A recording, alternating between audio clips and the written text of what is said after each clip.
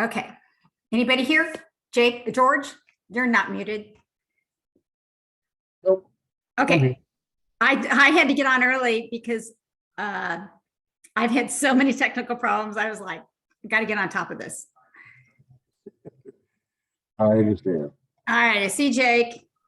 Okay. Got it. I was just, I don't know if you heard me tell George, I was like, I have just got to get ahead of technical problems. I've had the same thing. I don't know if it's the storm or what, but I've had a couple meetings today that my internet is unstable, and that type of stuff. So, I mean, that there, in a certain extent, the Zoom is super convenient and, it enables you to do this super fast. And, but then if it glitches, and then the problem with like sometimes people talking on top of each other, it really cuts out. So, you've got to pace that. So hopefully we can have good it'll technical. be okay tonight. Yeah. So Jacob, where you are, did you get a lot of snow? Mine's not bad. No, I've got about 5 or 6 inches. Oh, no, that's more than us. Yeah. So it just it's finally stopped. It's been snowing just constantly all day. So. Oh, wow. Yeah. So, I mean, honestly, there's the grass is covered, but my road is clear. Oh. I mean, they pre-treated, but you can see pavement. Even my driveway, I went out and threw the ice melt last night and it seemed to work. So I didn't shovel. All right, I see. Hey, y'all. Hey, Hi. Ned. Hey. Tom, I got Hey, Tom. Angie. We got a picture of George. Hi, Tom. Hey, Jake. Hey, How we feeling? not too bad. Hanging in there. So. And how's your daughter? Any update? Yeah, she's home now, and she went back in the hospital again. So, but she's on some different medication, and they're trying to get her immune system under control. And so, but She's been through it, hasn't she? she really has, and she's real frustrated. She's a nurse, and they don't want her going back to being a nurse because you're around a bunch of sick people, and so. So she's going to try and find some kind of a medical job to do from home if she can, so. Oh, God bless her. Sorry to hear.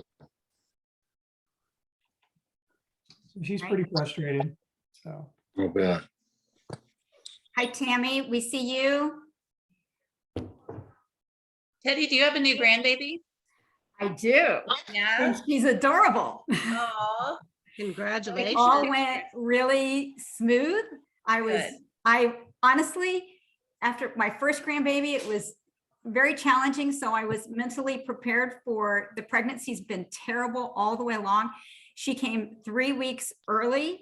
They induced her, but I tell you what, she was 7 pounds, 2 ounces. So if she'd gone 3 more weeks, she would have been almost 10 pounds. So they did great. And I mean, I'm just a worrier, but gosh, she's gorgeous and wonderful. So they went home last night before the snow hit because they were worried about the snow. But then the hospital made them come back to do, the jaundice test, the bilirubin thing. And, but they were able to get out because like I said, it wasn't that bad. The snow's not that bad out here. So they said test came back great. So everything's doing good. They're just not getting much sleep. the usual, right? Yeah. I bet we're just delighted. So, Good. Well, congratulations. thank you. I appreciate that. Yes, that's a grandbaby. Is that what I'm hearing? Yes. My son and daughter-in-law Tuesday night at 7-Eleven, they had a little girl, Charlotte Grace. Sweet. Is that why I couldn't find your husband yesterday at the Capitol? That is why you couldn't find him at the Capitol. We looked. We tried to find him. Yes. We looked quite a bit. I'm sorry. You're fine. No, we saw other people, but. Yeah, he Tried. was at the hospital, and then he went today because the thing he'd done with our first granddaughter, which, you know, they kind of let them have personal privilege to make an announcement on the floor of these big events.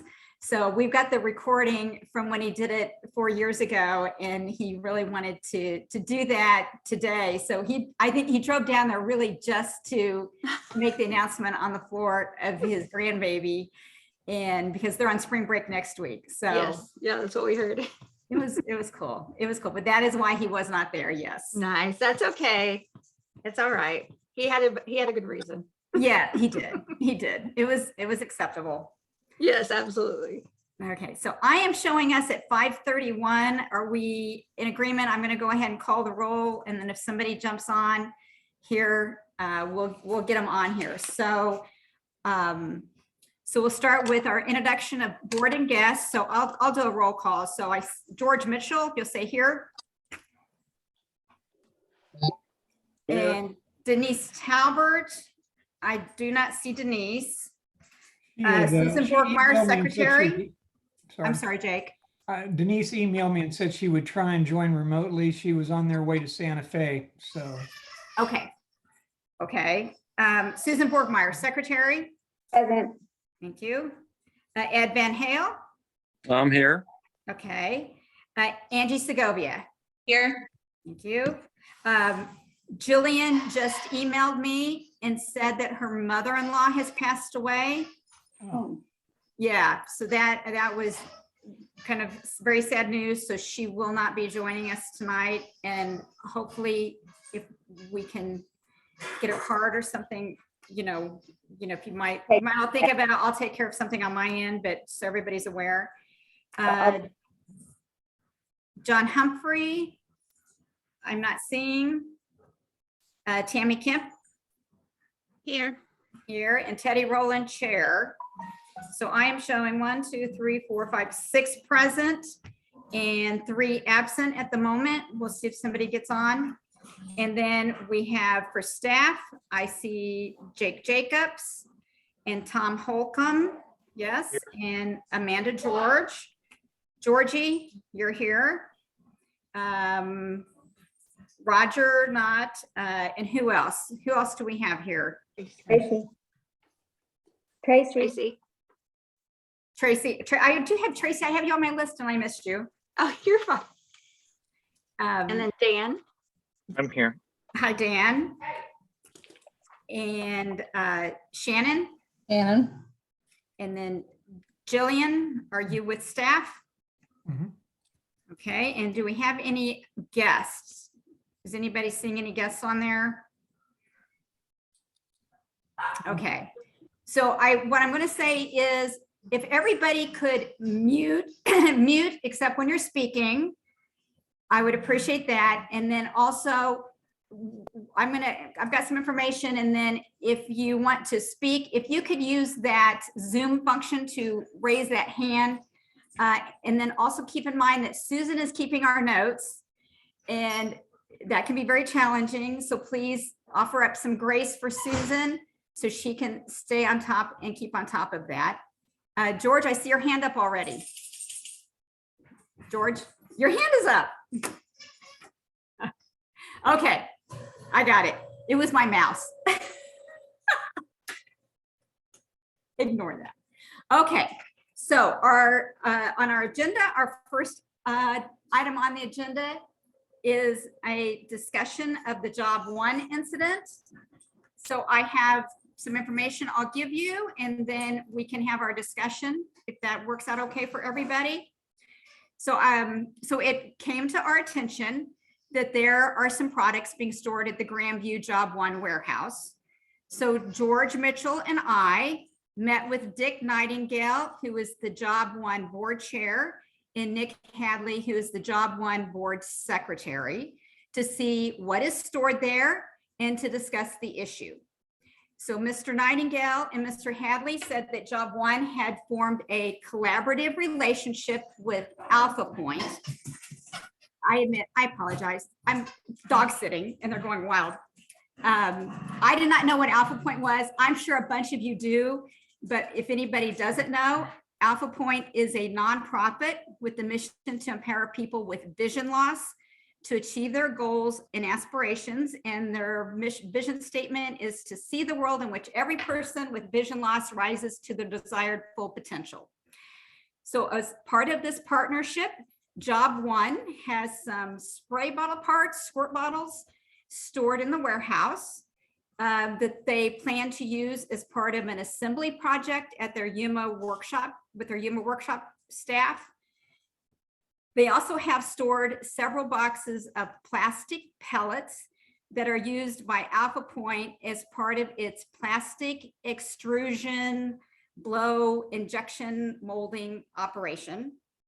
Alpha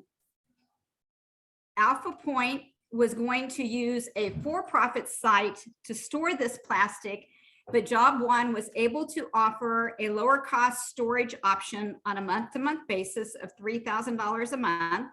And Job One uses those funds to offset their utility costs for this otherwise empty warehouse. And, I just want to note that we have frequently encouraged our agencies to seek revenue streams outside of Eitas funding. And this is one such opportunity for Job One to generate some revenue. So while Mr. Nightingale and Mr. Hadley told George and me that they regret the failure to notify Eitas of this issue, which occurred in September, they do wish to continue this collaboration with Alpha Point, and they're hopeful that they can team up on some projects with Alpha Point in the future that will benefit the mission and goals of all of our organizations to assist the developmentally disabled community in Jackson County.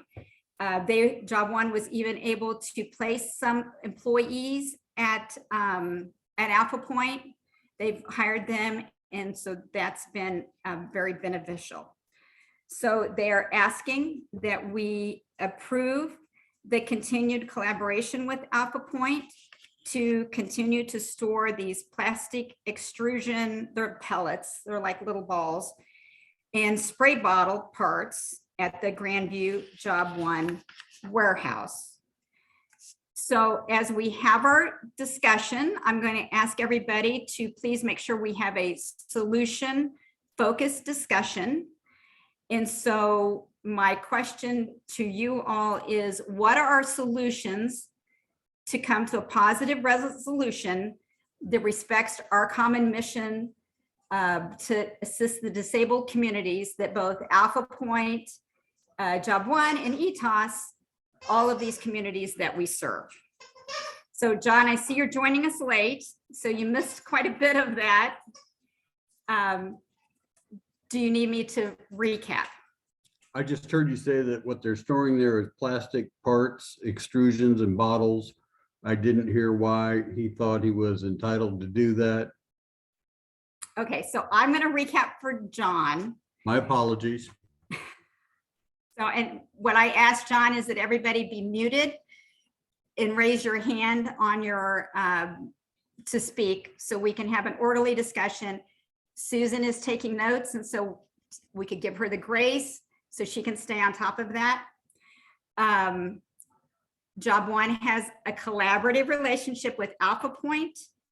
Alpha Point is a nonprofit which works with the visually impaired. So I know many of you are familiar with them. I was not. So they have some spray bottle parts that they in the warehouse to be used as part of an assembly project at their Yuma workshop, so that their IDD community can assemble those, and also then some tiny plastic pellets. Alpha Point has an extrusion, injection, molding operation, and this is that products for that operation. So Alpha Point was going to go to a for-profit site to store the plastic. They came to Job One, who was able to offer them lower cost storage on a month-to-month basis, $3,000 a month, that is used to offset their utility costs in their otherwise empty warehouse. I said we encourage our agencies to seek revenue streams outside of ETOS funding, and this was one such opportunity for Job One to generate some revenue. Did you come in at that point that Mr. Nightingale and Mr. Hadley regret the failure to notify ETOS? This was started in September, but they do wish to continue a collaborative operation with Alpha Point, and they are hopeful that they can team up on some projects with Alpha Point in the future that will benefit the mission and goals of all of our organizations to assist the developmentally disabled community in Jackson County. And they've also been able to place some employees from Job One with Alpha Point. So again, I said, can we have a discussion that is solution focused? Please raise your hand. And my question then again is, what are our solutions to come to a positive resolution that respects our common mission to the disabled communities we all serve? All right. So John, go ahead first. How much did your granddaughter weigh? 7 pounds, 2 ounces, even though she was 3 weeks early. So you missed that discussion if you'd been on time. We already did this. The only bad taste in my mouth is that the executive director, I guess, related that he was doing this intentionally behind ETOS back because we weren't taking care of our property. And I mean, yeah, if they're not storing anything that is hazardous, toxic, or otherwise dangerous, I don't really see it a problem, particularly if they're partnering with one of the groups that we serve. It was the methodology invoked that I found disheartening. All right, so John, so I'm going to just paraphrase back. Do you mind muting so we don't get feedback? That you believe their executive director, he made this move because he didn't believe we were taking care of our property, and he went behind our back in doing so. Yeah, sounded and we're like disheartened, and you were disheartened by that. Am I correct? yes, it sounded like an intentional and nearly malicious move. And I am curious, at $3,000 a month, it seems to me like there's a glut of available commercial real estate or storage that would be cheaper. So that surprises me. Okay, so you're saying that you think it was intentional and malicious, and that there are cheaper places to store commercially available. I'm guessing, since we're recording it, I assume everything's being recorded verbatim. Why do we recap? Why do we what? Why are you recapping? You sound like my therapist is. Oh, John, I just want to make sure I understand your perspective, that I am hearing what you are saying. One of the comments, if George will recall, of Mr. Hadley was they never had a malicious intent. That is what they said to us. So I do not know if there was malicious intent. I don't know the answer to that.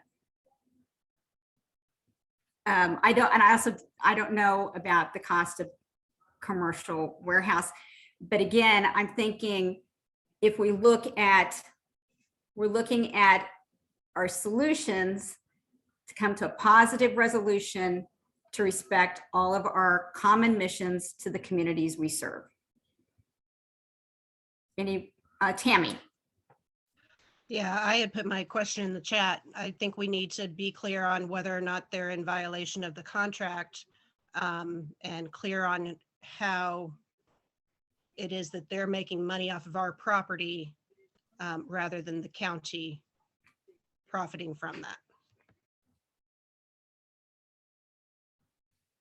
Okay. So are they in violation of their contract and they're making money off of their property? correct? Off of our property. After our property, yes. So if they were making money off of our property, so, and the other thing I understand is that they still control the property. It's not like a sublease where Alpha Point, you know, has the keys and is there. So I do know that. Ed? Yeah, question for Jake or Tom. Are they outside the contract on this particular opportunity? And, you know, one of the things that I'm looking at, if they're storing material there, I assume that job one, and this is the answer, I guess, back to Tammy's question, they still would have to pay utilities on that facility. They'd still have labor involved in that facility. I'm assuming that $3,000 a month, I wouldn't necessarily call a profit. I don't know what it is. And I guess the one thing I would ask is for transparency on how that money is being handled. So two questions. A question, are we outside the contract, Jake or Tom?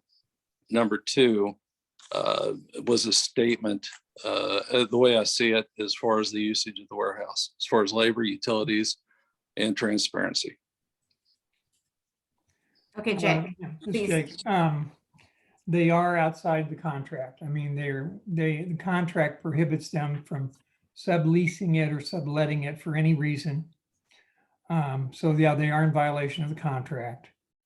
And it's not a warehouse, it's the old workshop that they used to use, and it's vacant now. So there's probably a big difference in the cost of utilities from when it was occupied to when it's vacant now. So the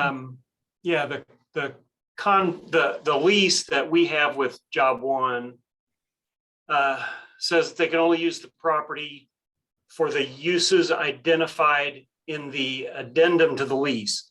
The use identified in the addendum to the lease is for the purpose of a sheltered workshop. So you know, renting it to somebody else to store things is not in accordance with their lease. I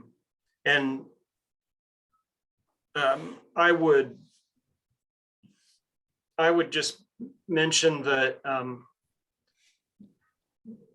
remember that their lease that they pay to us is $1 a year compared to $3,000 a month rent that they're collecting.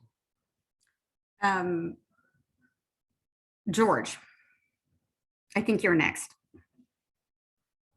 So I guess the question I would have to kind of follow up on Ed's question, if they had been transparent up front, right? So if for some reason this happens in September and they had called us October, December, whenever, and say, hey, we have this opportunity with Alpha Point, do you guys mind? Would this be an issue?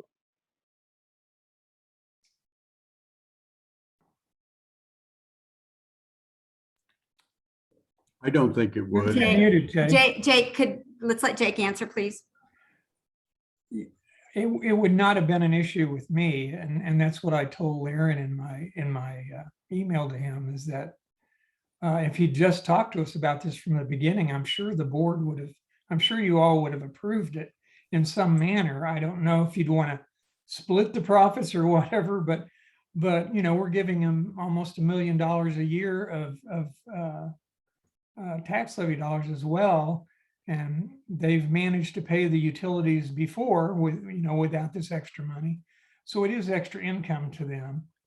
And it just seemed very unusual for Aaron to do that. I mean, honestly, I thought I have a good relationship with him, and I was more disappointed in the whole situation than anything else. It upset me that it was kind of done behind our backs, but as I said, I would have been fine with it if they just come to us in September, before anything started. So in my thought, I'm going to jump in, is so we did cut some funding back in the pandemic early on in 2020. And while everybody is still working, I mean, they have closed that sheltered workshop there. And so I did not realize that until we went and toured the space, because when I'd been there before, it was full of people working. So it was a little disconcerting. It's just empty space that they are paying utilities on without the workers there. I think that as part of their strategic plan, they want to try to open up opportunities. And again, going back to, we've always encouraged our agencies to have other income and not be completely reliant on us. So I hear people saying that they're disappointed and discouraged by the fact that we weren't notified, but is that rise to the level of being punitive in a way that hurts them and their mission, and the Alpha Point, who is just looking to do partnership in the communities we serve. So I'm going to recognize Angie because she hasn't had a chance to speak yet.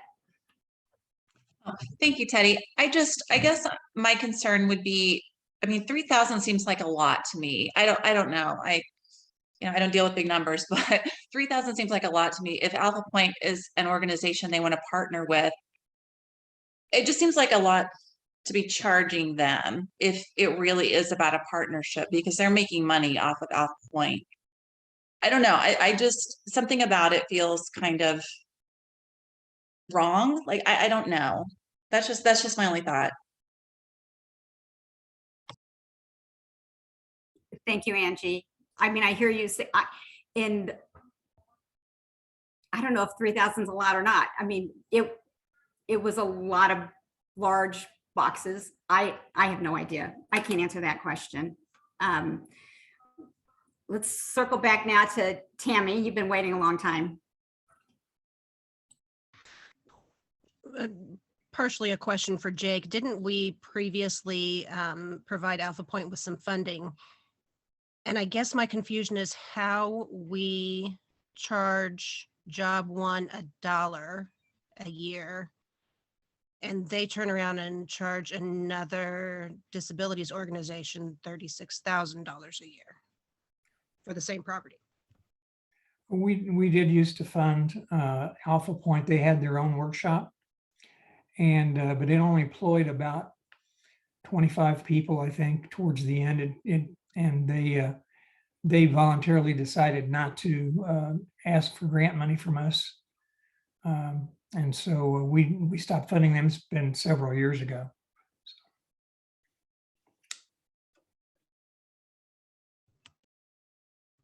And Ed. the second half of my question, anybody? I was going to recognize Ed. I still see a bunch of hands up. If you had your question answered, if you can lower it, or else we'll circle back around. I guess I have one question. Jake and Tom, are we comfortable with changing the terms of the contract? Or are we uncomfortable with that?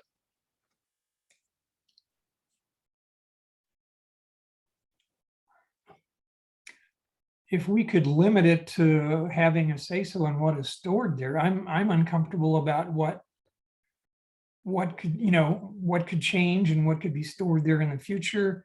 It's a responsibility of ours to protect Eitas, protect the board, and protect taxpayer dollars. And I would be concerned. And then what other agency will want to start changing their lease with us and making money off of that as well? I'd be very concerned about that. Are we concerned then with them making the $3,000 per month or charging? I'm not sure they're making is the correct term. They're charging $3,000. Once again, there's utilities and labor involved in that. So I have no idea what their profit is on it. But are we uncomfortable with them charging $3,000 for one of our facilities that we are leasing for $1 a year? Yes, it's not their property.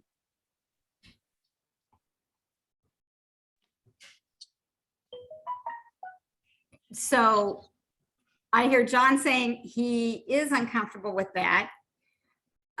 But I heard Jake say that had we known about this in September, that this very well would have been something he would have brought to us and be supportive of, as long as we knew that, you know, there wasn't nuclear waste there, and that Job One, they have their Yuma facility, they have their Grandview facility, so they have multiple programs with their new strategic plan that they are trying to expand programming and make sure that they're serving our community the best. So if our solution is to force them to break this relationship with Alpha Point, are we best serving all of the communities? Are we hurting the community Alpha Point serves? Are we hurting the community we want to serve? And to the question of $3,000 a month, I have no idea if that's a lot or not a lot. I mean, from what I saw, you know, it's got a high ceiling. It's a good sized building. I'm sure that there are significant utility costs. Utility costs have increased for everyone.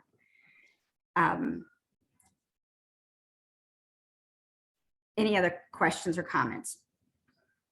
Jake, go ahead, please. Yeah. Alpha Point is not a small not-for-profit. They're a national organization. And when we used to fund their workshop, I think John and probably Tammy, the oldies on the board, would attest that we used to wonder why we should fund their workshop, because they at that time, they had a $20 million budget. And so they evidently think $3,000 a month is okay to spend for that. I want to correct something else. We have, even though we did cut funding to a lot of programs, we did not cut funding to Job One. We gave them what they asked for. Now, we did request if they could cut back, but then they're also generating different revenue than they used to before, because they have contracts with DMH and Voc Rehab now that they didn't used to have. And so, maybe if we'd known about it in September, we would have cut their funding by $36,000 for this year. I don't know. That seems like a fair thing to do at that time, but we didn't know that. And but my one concern is where is this going to snowball? We're setting a precedent here. And so we'll have to deal with this in the future.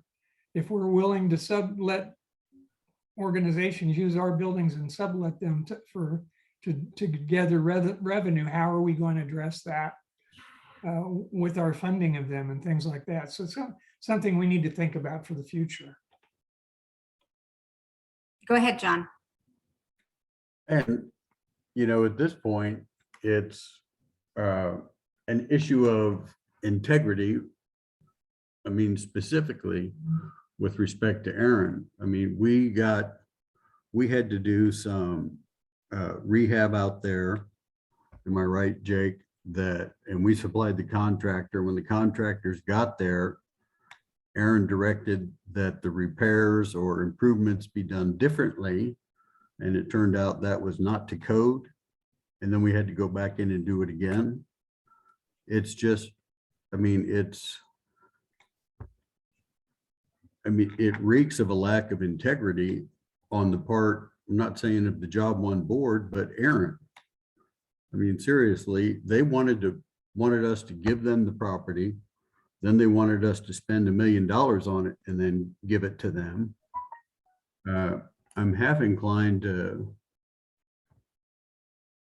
approach their board about selling it, since we don't want to be in the real estate business anyway, and we could divest ourselves of their partnership. we gave him 788 grand this year. I mean, it's bad faith. That's exactly what it is from a legal perspective, is bad faith. And like I told you all in the email, I mean, who knows? If they had been storing something that was toxic, we would all personally be liable for any damages. You know, the fact that it's plastics for Alpha Point, lucky us. But it's just really bad faith. And I know that the Job One board wouldn't abide that. And I'm not sure there is a solution, Teddy, that is happy and joyous for everybody. All right. Thank you, John. So again, you're questioning the integrity. I would say that is Aaron somebody we can control with the Job One board? I mean, he is not our employee. I'm going to go ahead and have George talk. George? So, John, to your point, I mean, that is a discussion that we did have with both Dick and Nick when we met with them the other day, is basically, hey, this is your employee. But I think we just have to admit that if we had the conversation up front, we wouldn't be sitting here having this very harsh type tones in our conversations. I think if you were just up front, and it just appears that it looks like underhanded. Again, this happens in September, and you had come to us October, November, December, January. Heck, if you even came to us last month and say, hey, we've been in this partnership, and I'm so sorry to let you know, we probably could have had a different conversation. But I think we did paint the picture to their board members that it just appears underhanded and not truly upfront, and not truly a partnership that we want to do. And so I think we let that tone know to them. I think we do want to help them continue on with their partnerships going forward, but I also think that they understand that we're going to have some very clear-cut boundaries when it comes to the property going forward. And so if this board decides that we want to do something different, like we decide to allow them to sublet, I think Jake also has a point that it will probably open Pandora's box to the other properties that we own that we have very clear in our lease that we're not going to allow them to sublet. I think that we will have a conversation with the folks at Job One through their board that says, look, and again, I'm not speaking for the board as a whole that this is our decision, but I'm just saying if we decide that we're going to be okay with what's there, and we just have to let them know, like, look, this back and forth, this push-pull, I mean, fine, we're in it for the same mission as everybody, but I think we have to learn to be upfront, because if we have another incident, and we have to be very, very clear, we have another incident that happens with this organization and our property, it's not going to be as amenable as it is right now. And I think we just have to just put them on notice for that. But I think we still have to come up with a solution. What we're going to do to move forward today, March 10th. But I do think that we have to let them know going forward, this is technically strike two. I mean, John, you did bring up a point that we did have the issue with the maintenance and whatever else. And maybe we have to do something better with our maintenance also, but that's another side conversation later. Thank you, George. Jake? I have a possible solution. Why don't we lease it to Alpha Point for no rent? It's our building, it's vacant. As long as they can assure us it's nothing illegal, or dangerous or anything like that. We're benefiting Alpha Point by not taking $3,000 a month from them. And I'm sorry, but then Job One doesn't get the $3,000 a month.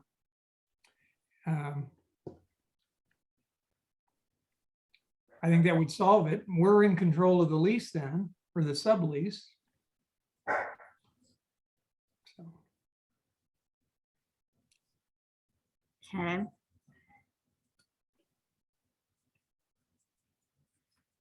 Any other comments? Tom? It might be that we should make a quick call to our insurance agent but before we finalize whatever we decide to do here, just to make sure we're still covered under our insurance policy if we knowingly allow other activities than what we've already reported to them. I suspect they'll be okay with that, but I don't know that without talking to them first. Jake was first. Jake's our On the Director. issue of them buying the property, Aaron and I spoke in October, about them making an offer on both facilities, Yuma and Grandview. And remember, that's when I got all the appraisals done of the property. We distributed that. I mean, he knows, Aaron and their board knows what the properties are valued at, but we all agreed to work with them on offers, and they were going to come back to us with an offer for both buildings. The last correspondence I had from Aaron was the end of October, and he was going to get back to me in the middle of November with an offer on those buildings, and I've not heard anything. So I don't know if they've changed their mind or what.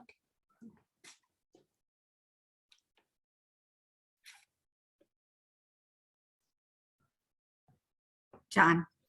I'm wondering if Tom, if our insurance company would require an inspection of the premises in person before they would insure going forward, and if they would,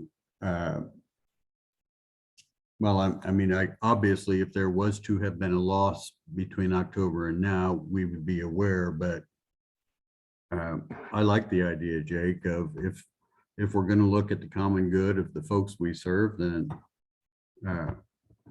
give it to Alpha Point for $1 a year. I mean, it's just, I think it's brilliant. And I mean, that's all I have to say. I'm just so confounded by it all. Thank you. Thank you, John. Anyone else? My one thought is that I'm not fully informed of the collaborative arrangements, discussions between Job One and Alpha Point. To Job One's credit, maybe this was a proposal that Job One, this is like a project that they created and developed and nurtured. And, again, it goes back to being punitive to Job One, but maybe it's the balanced solution for everybody. Jake. Well, a counterpoint to that is if they are working with Alpha Point and giving people jobs in their workshop, then they're getting paid by DESE for employing those people, as well as getting paid by us for the people being employed. So they're making money two ways from Alpha Point, doing work for them and then leasing the property to them as well. Yeah, I mean, I'm going to just suggest that we may not know the full extent of, the financial arrangements with the employment.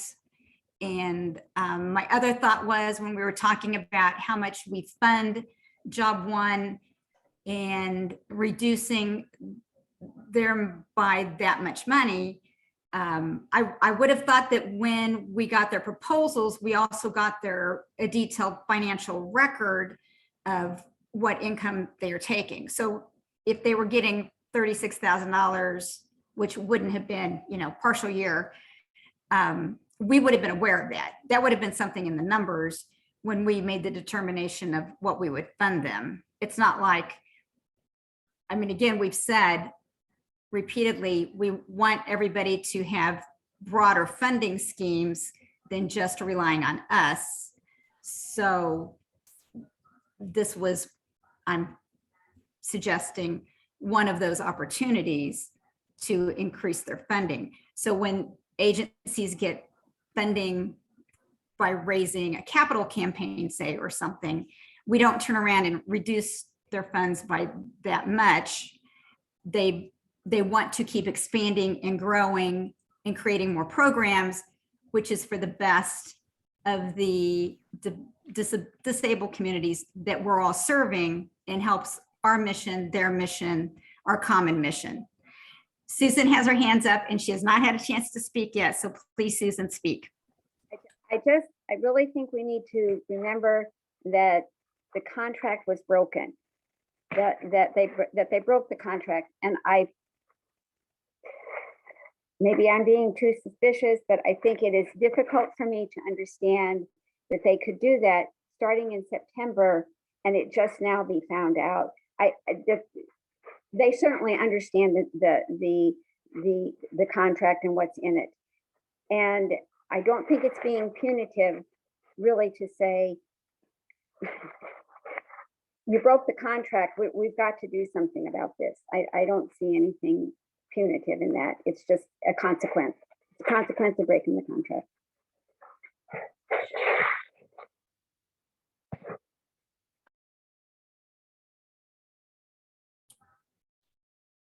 Is there any other discussion? I'm just going to echo what Susan said. I think that as we go forward with different partners, it is incumbent on us to establish a level of professional accountability that would be expected in any civil agreement. I mean, the courts are chock full of litigants who maybe not permanently and irreparably damaged, but they breached the contracts. And just by virtue of breaching the contract, we know that job one has been unjustly enriched to the tune of 36 grand, willfully and knowingly. And I like the idea of circumventing them, giving Alpha Point the space for $1 a year. But I think there needs to be a stern letter from this board letting the job one board know that, they're on super secret triple probation with us. And I mean, if they're going to have a professional relationship targeted to the benefit of the disabled community, then we expect them to abide by generally accepted professional standards. Okay. Any other comments? So I think I hear the consensus being basically a counter proposal of allowing Alpha Point to continue to store their products at Grandview that at no cost, and so that we don't damage whatever collaboration that they're working on with job one, but then, and subject to the approval of the insurance company, I'm sure there'll be an inspection. So there's kind of some open-ended, we would want to make sure that job one was in agreement with this, but this is our basically counter proposal. Have I surmised that correctly? If anybody's saying no, I have not surmised that correctly, just give me a thumbs down. It's a counter proposal to what proposal? Letting job one keep making money off our rent, off our property? Yeah, I don't think it's a counter proposal when they are in violation of our contract.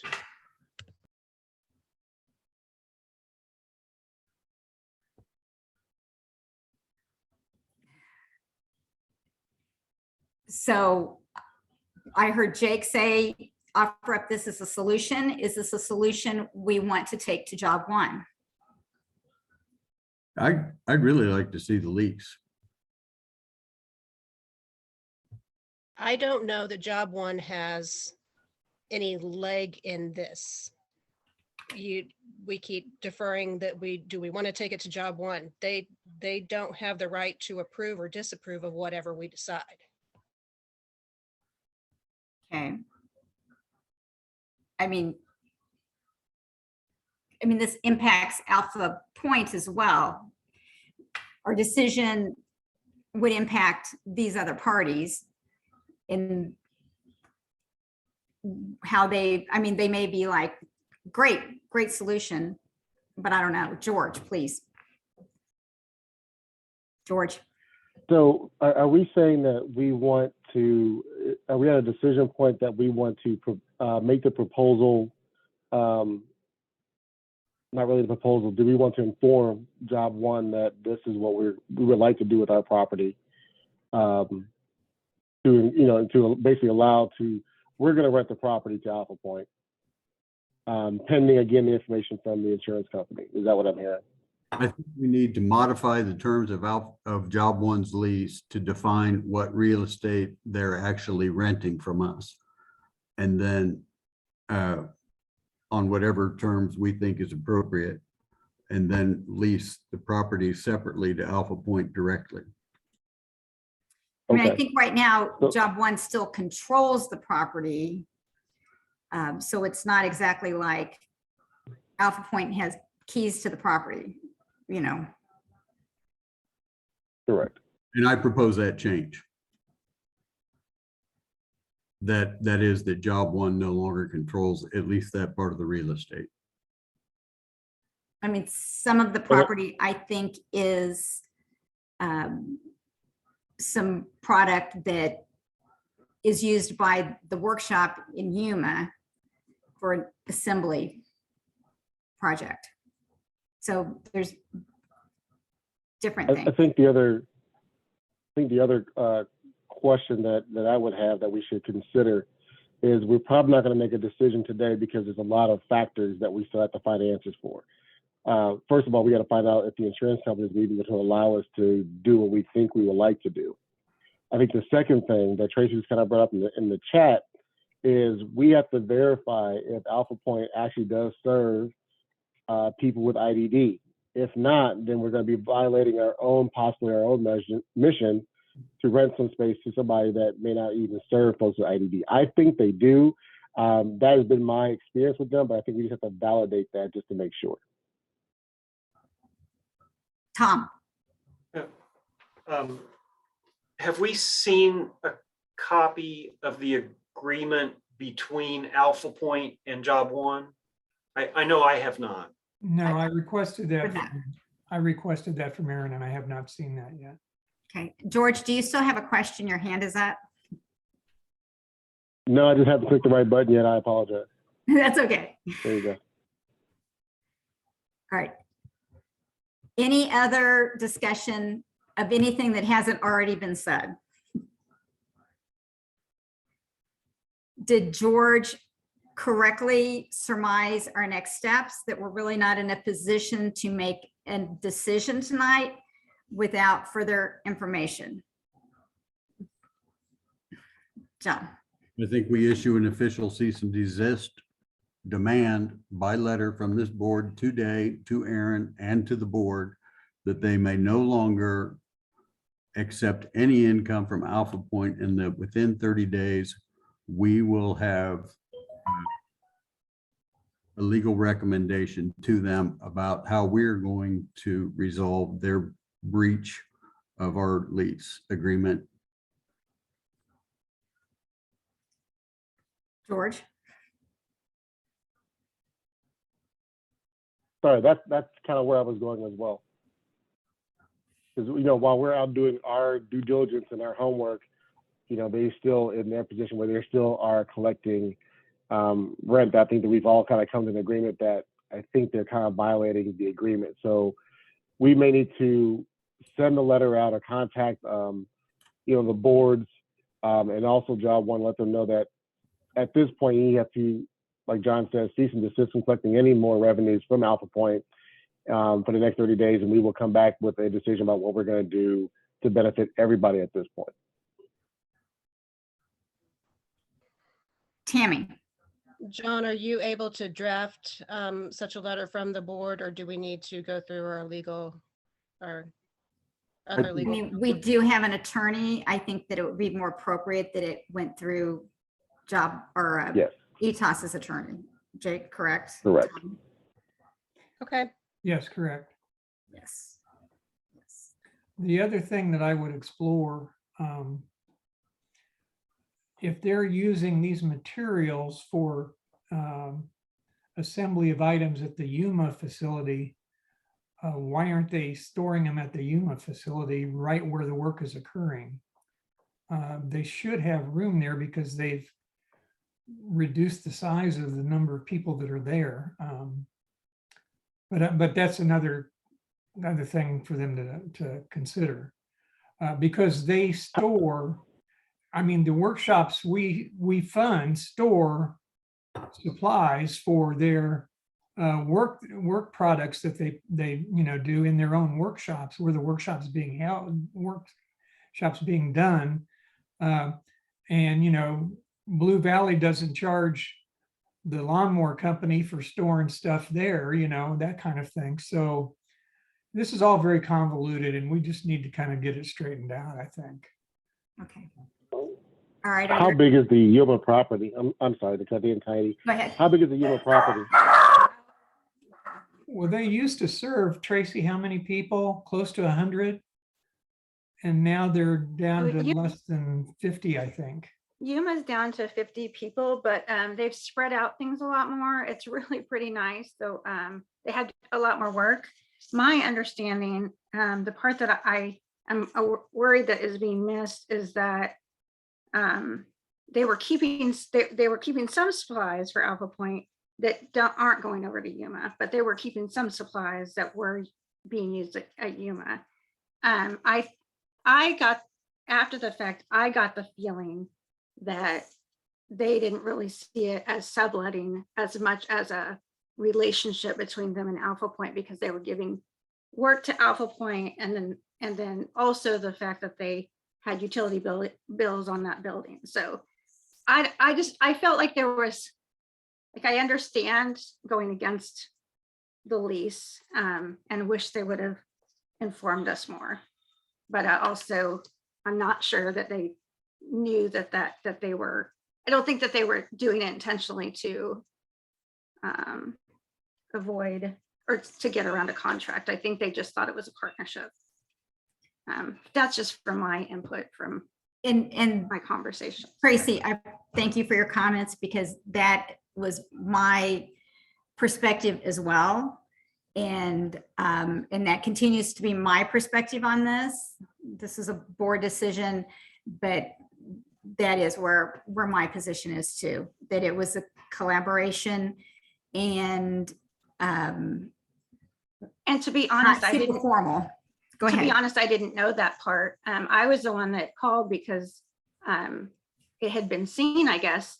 And so I called to ask Anne, and she didn't give me enough information. So I honestly didn't know that when we first started talking about this. It wasn't until after that I found out that it was like this partnership between Alpha Point and getting work for the people supported. And then also they were storing some supplies for Alpha Point. So that was why there was a financial agreement, which it completely goes against the contract. I get it. I do. I just didn't feel like it. I just felt like there was more information than we originally knew. So. Right. And my goal was seeking a positive solution. Again, I don't know. My understanding was that for Alpha Point, for the amount of product that they were storing there, this was a good deal for them. So I'm not one who knows market on storage of goods. I have no idea, but that for Alpha Point, this was beneficial. And so it was a win-win collaboration for Job One and for Alpha Point. And I was not of the perspective of being punitive for something that benefits everybody, helps to offset utility costs that they are responsible for at that building. and benefits our community, and as they grow and try to expand their opportunities with community projects, that if this was beneficial to the IDD community, then I didn't really see a great harm. Tammy. I would appreciate seeing what the actual utility bill is. And if, they're on an even payment plan, could Alpha Point just pay that rather than earning a profit off of the facility? So I think you're saying that perhaps we would do a calculation of the square footage and then look at what the utility costs are. And then the amount that Alpha Point would cover would be proportionate to those utility costs that they are kind of consuming with the amount of space. Is that correct, Tammy? Yeah, I would like Tom's input on that, but essentially. I see Tom writing. But pay us, not job one. But job one has to pay the utilities. Yeah, they can pay job one for the utilities. We don't pay the utilities. That's right. Job one pays the utilities directly, and so that money, if that's how we choose to do this, that money would reasonably go to job one, I would think. Is that something that can be figured, Tom? Well, it's certainly something that can be calculated.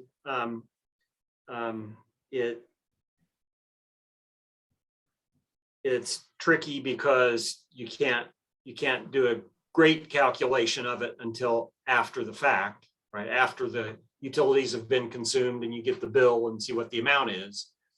And I don't know how much activity there is in this material, if they're always using the same amount of square footage, or if that number changes. If that number changes over time, then it gets real confusing real fast.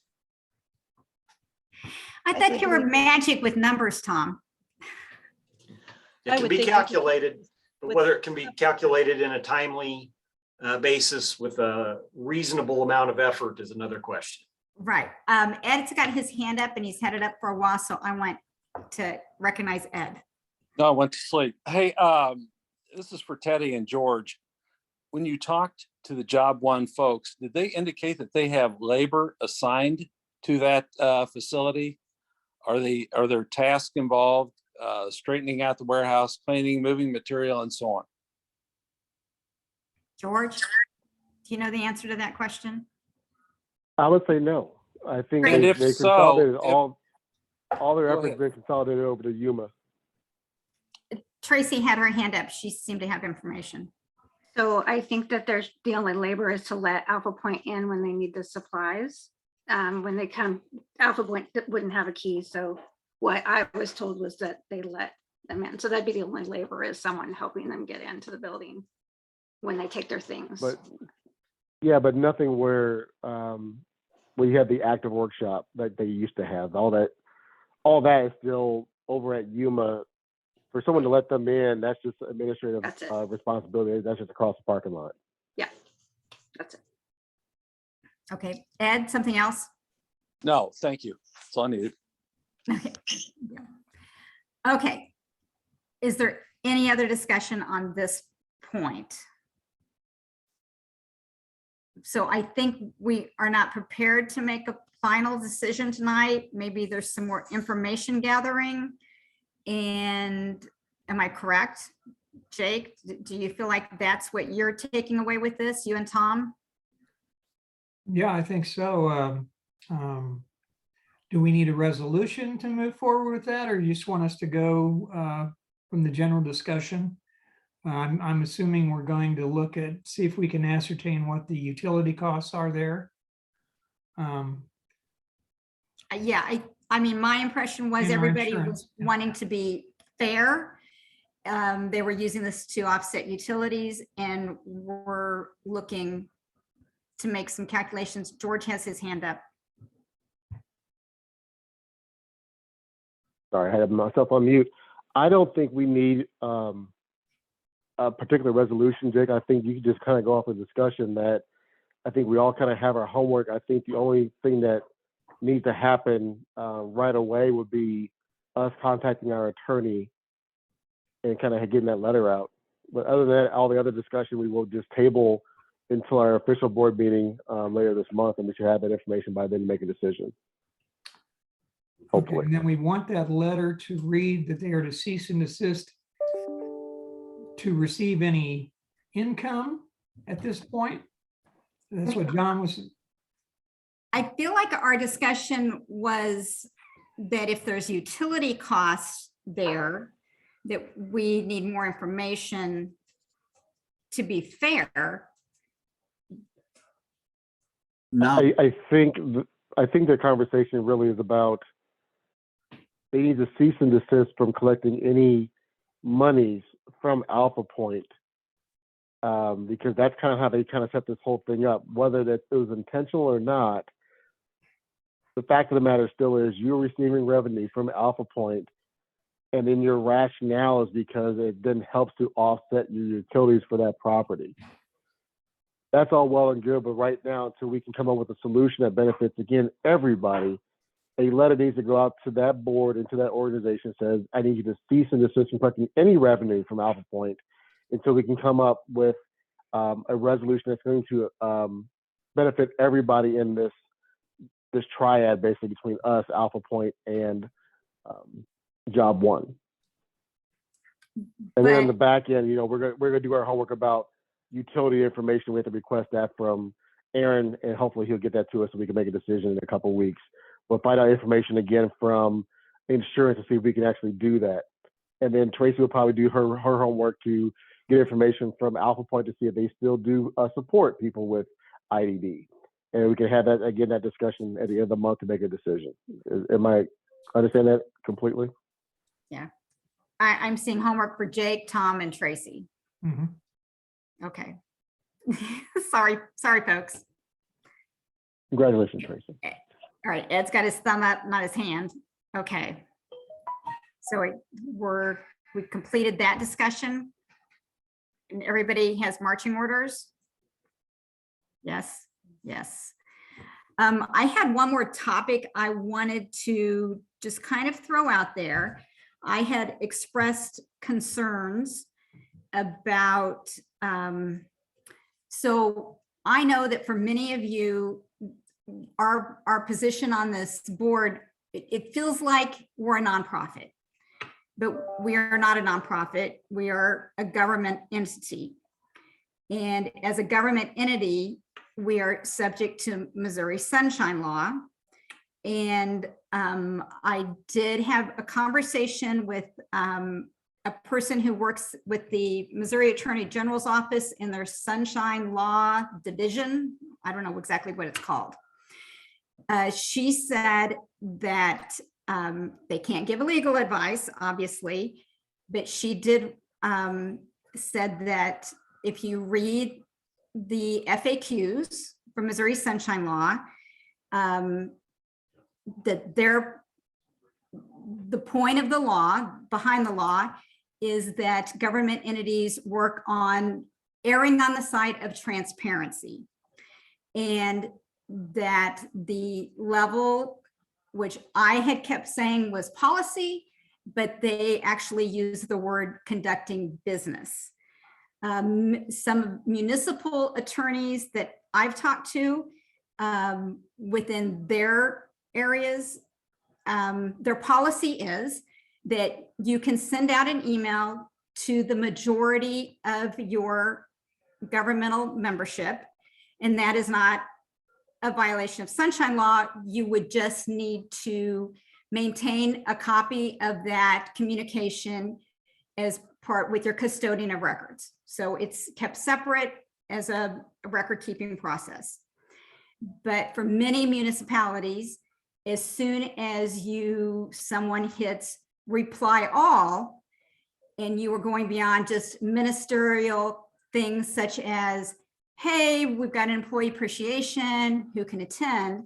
But if you're conducting business, when you reply all, that constitutes a meeting when our meetings need 24-hour notice.